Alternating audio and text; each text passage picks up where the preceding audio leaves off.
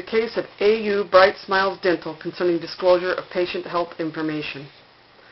Laws pertaining to the disclosure of patient health information exist to protect the patient's rights. Patients have the right to have their health information kept private and only disclosed between themselves and their health care provider. In this case, it would seem that certain patients' information is not being held with that respect. Certain patients' files are being flagged with a red sticker that says the word AIDS on it, and it would seem that these files are not being kept in a way to restrict who has access to them and who does not. Under the Health Insurance Portability and Accountability Act of 1996, healthcare facilities are required to conduct their offices to protect the information of patients.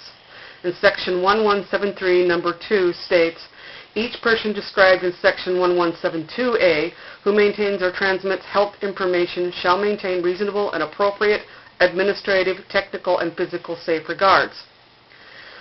Allowing a file that holds a sticker plainly saying the word AIDS on it is not maintaining the standards of privacy set forth by the law.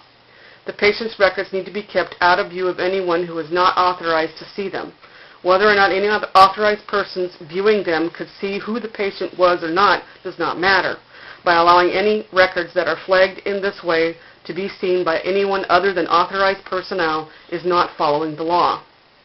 The Confidentiality of HIV-Related Information Act of 1990, Section 3, under definition, states that the only person who are authorized to have any access to this kind of information are individual health care providers, a physician, nurse, emergency medical services worker, chiropractor, optometrist, psychologist, nurse, midwife, physician, assistant, dentist, or other person, including a professional corporation or partnership providing medical, nursing, drug, or alcohol rehabilitation services, mental health services, or other health care services, an employee or agent of such individual or institutional health care provider.